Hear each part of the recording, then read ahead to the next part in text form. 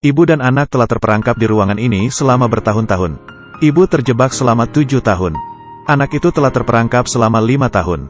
Anak kecil dari lahir sampai sekarang tidak pernah meninggalkan ruangan ini. Karena seorang pria mesum mengunci mereka di sini. Anak kecil itu polos dan imut. Dia tidak tahu bahwa hidupnya didasarkan pada kebenaran yang buruk. 7 tahun yang lalu, ibuku adalah seorang gadis berusia 17 tahunnya. Dia diculik dan dipenjara oleh pria mesum. Kemudian melahirkannya. Rambut anak laki-laki sepanjang rambut anak perempuan. Karena di dalam kamar tidak boleh ada gunting. Cabul takut diserang oleh ibu anak itu. Bertahun-tahun yang lalu, ibunya memukulnya sekali dengan penutup tangki toilet. Tapi bukannya menjatuhkannya, dia terluka parah. Kemudian, tutup tangki air dibuang secara tidak normal. Orang mesum sering datang di malam hari. Bawakan mereka makanan dan kegunaan, lalu keluarkan keinginannya. Setiap kali dia datang, ibunya akan mengurung anak itu di lemari. Jangan biarkan dia melihat apa yang terjadi di luar. Ibu mengajak anak berolahraga setiap hari dan mengajarinya membaca dan menulis. Hanya saja, jangan katakan padanya kebenaran hidup. Dia ingin melindunginya. Setiap pagi, ibu dan anak akan berteriak keras di skylight. Berharap seseorang di luar sana akan mendengar. Tapi kedap suara kamar ini terlalu bagus. Mereka tidak pernah berhasil. Hari ini, orang cabul datang. Tidak membawa vitamin untuk anak kecil. Dia bilang itu mahal dan tidak berguna. Tapi untuk anak laki-laki yang hanya makan roti setiap hari, vitamin sangat penting. Selama percakapan, ibu saya belajar. Cabul telah menganggur selama 6 bulan, dia hampir kehabisan uang. Lalu dia sangat marah. Hampir menabrak seorang wanita. Larut malam ini, anak kecil itu menyelinap keluar. Lihatlah orang cabul. Dia terbangun dari seorang cabul dan ingin menyentuh bayi itu, jadi ibu saya juga bangun. Dia membuat keributan besar, jangan biarkan cabulnya menyentuhnya. Cabul tiba-tiba mengambil bantal, menekan seorang wanita dengan erat, hampir mencekiknya. Ditekan sebentar, dia melepaskan, lalu pergi. Keesokan harinya mereka menemukan bahwa ada pemadaman listrik di kamar. Saya tidak tahu itu tidak normal. Atau dia lupa membayar tagihan listrik. Tidak ada pemanas, sangat dingin di dalam ruangan. Itu membuka gerbang besi, tetapi tidak bisa dibuka. 2 orang hanya bisa berpakaian sangat tebal. Pada hari ini, ibuku memikirkan cara untuk melarikan diri. Dia mulai memberitahu bocah lelaki itu tentang dunia luar. Menceritakan tentang masa lalunya ketika dia ditipu dan dipenjara. Tanpa diduga, anak kecil itu marah. Dengarkan dan bertengkar dengan ibu. Dia tidak percaya pada dunia bau yang Anda bicarakan. Dia juga meneteskan air mata. Ya, dunia yang awalnya dia percayai digulingkan oleh orang yang paling dipercaya trusted. Bisakah dia tidak pingsan? Ibu tidak punya pilihan selain menyerah bujukan. Dia sangat kesakitan, dia menyusut di tempat tidur. Jangan katakan apa-apa, jangan bergerak. Anak laki-laki itu harus bermain sendiri. Bermain saat dia mengambil cangkir. Lihatlah lampu yang melaluinya, dia sepertinya mengerti. Lihatlah lampu yang melaluinya, dia sepertinya mengerti. Jadi dia mulai bertanya pada ibunya apa yang akan terjadi di luar. Ibu sangat senang. Dia mulai perlahan memperkenalkan dunia luar kepada putranya. Biarkan dia memiliki rasa ingin tahu yang lebih besar. Kemudian dia mendiskusikan rencana dengan anak itu. Biarkan anak laki-laki itu berpura-pura sakit dan menipu orang cabul. Biarkan dia membawanya keluar untuk menemui dokter. Sehingga anak dapat mengirimkan pesan mara bahaya. Untuk membuat anak berpura-pura sakit, ibu meletakkan handuk panas di wajahnya. Buat dia panas dan memerah. Letakkan jarimu di tenggorokan lagi. Biarkan diri Anda muntah di tempat tidur. Kemudian masukkan catatan mara bahaya ke dalam saku anak itu. Biarkan dia keluar dan lihat seseorang membagikannya. Tak lama kemudian orang cabul itu datang. Ibu memberitahunya bahwa anak itu sakit. Cabul membungkuk dan menyentuh dahi anak itu. Itu sangat panas. Orang cabul itu mengatakan bahwa saya akan membawa obat anti demam besok malam. Ibu bilang tidak, kamu harus membawanya ke rumah sakit. Sesat tidak mau. Keduanya bertengkar. Sesat dan kiri. Saya tidak pernah berpikir dia begitu kejam. Kali ini rencananya gagal. Ibu menangis sepanjang malam. Tapi dia memikirkan rencana kedua. Biarkan anak berpura-pura mati. Cabul akan membawanya keluar dan menguburnya. Biarkan dia menemukan kesempatan untuk melarikan diri di jalan. Meskipun anak telah berdebat dengan ibunya, tapi ibu tetap sabar. Ajari anak cara bersembunyi di karpet berulang kali. Cara berguling dari karpet, cara melompat keluar dari mobil. Anak yang masuk akal, akhirnya setuju untuk bekerja sama dengan ibu. Terakhir kali keduanya berpelukan, kemudian suara pintu terbuka berbunyi.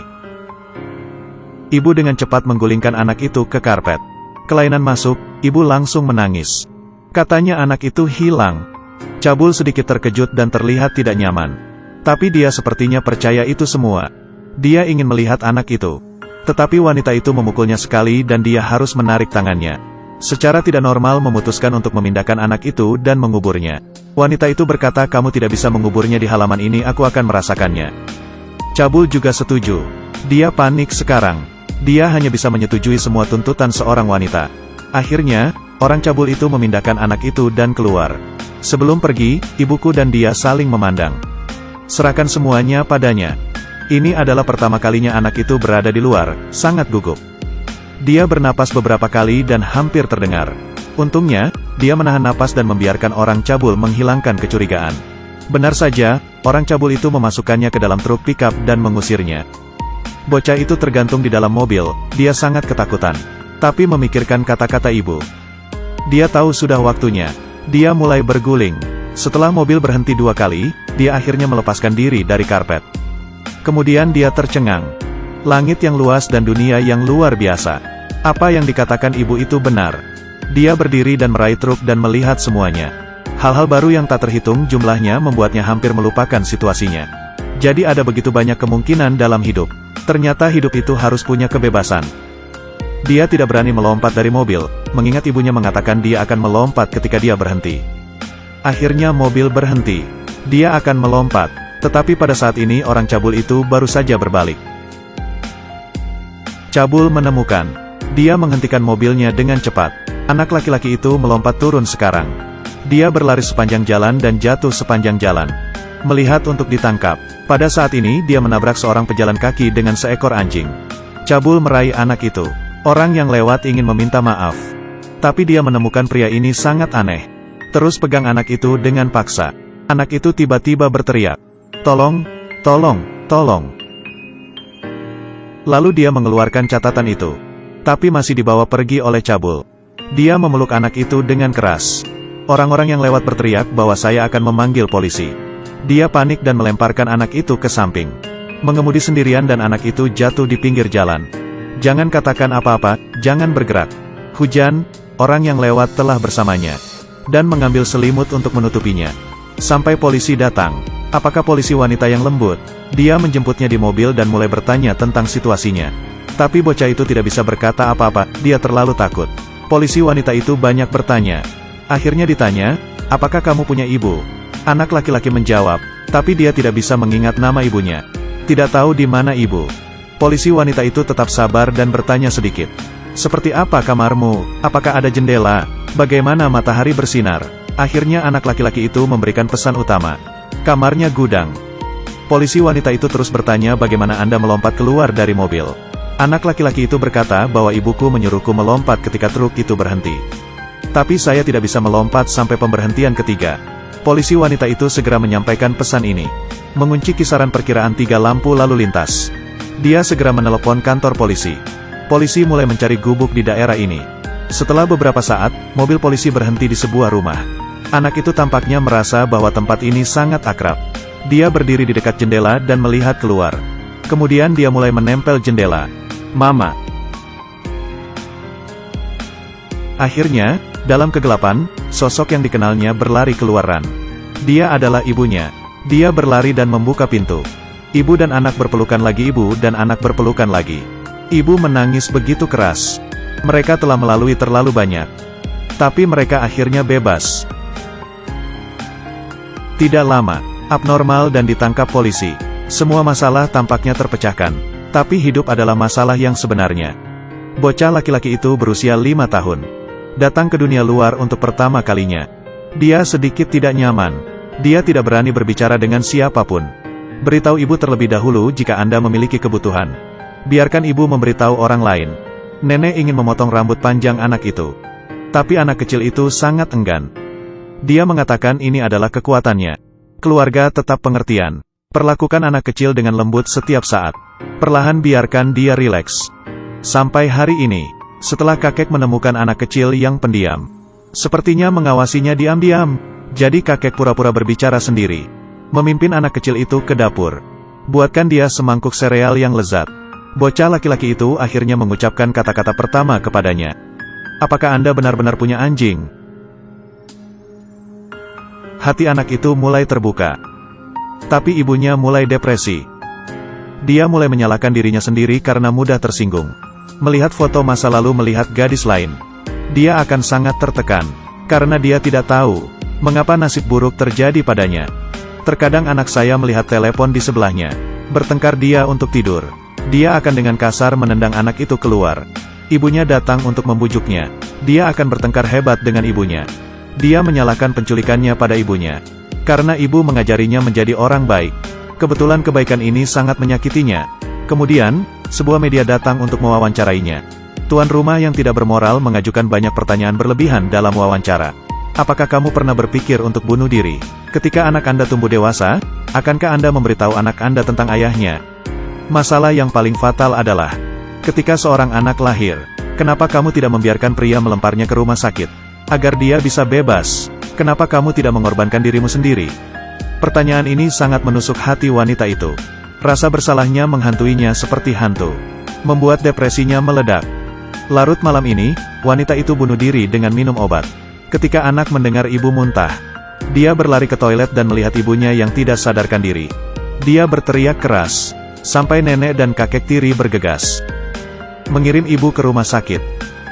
Sejak saat itu, ibu harus tinggal di rumah sakit. Psikoterapi.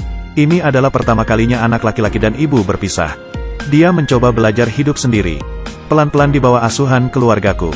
Dia telah mampu berbicara dengan percaya diri dengan orang asing. Setelah kakek membawa pulang anjing hari ini, anak laki-laki super bahagia, bersenang-senang dengan anjing. Tapi dia selalu merindukan ibunya. Terkadang dia melihat foto-foto ibu saya ketika dia masih muda. Dia akan bermeditasi. Dia mencoba memahami rasa sakit ibunya. Hari ini, dia tiba-tiba menemukan nenek. Tanya nenek apakah dia bisa memotong rambutnya. Karena menurutnya rambut adalah kekuatannya. Dia ingin memotongnya dan memberikannya kepada ibu. Nenek sangat senang. Potong rambutnya. Cuci rambut anak itu setelahnya. Keringkan rambutnya. Anak itu tiba-tiba mengatakan sesuatu. Nenek, aku sayang kamu. Nenek mendengarkan. Sakit hidung. Meneteskan air mata. Aku juga mencintaimu, Jack. Beberapa hari kemudian, seorang anak mengetuk jendela tiba-tiba. Cari anak laki-laki untuk bermain. Anak laki-laki itu keluar. Dia bersenang-senang, sama seperti anak normal. Adegan ini kebetulan dilihat oleh ibu yang pulang. Dia tersenyum menghibur. Dia keluar. Anak itu melihatnya bergegas ke arahnya. Mereka saling berpelukan erat. Jadi ibuku jauh lebih baik. Dia memberitahu anak laki-laki itu ketika dia melihat rambut yang dia berikan kepadanya. Dia tahu dia akan menjadi lebih baik. Kemudian, hidup benar-benar menjadi lebih baik. Seluruh keluarga penuh dengan sukacita dan tawa. Ibu dan anak sering keluar untuk melihat dunia, semuanya begitu baru.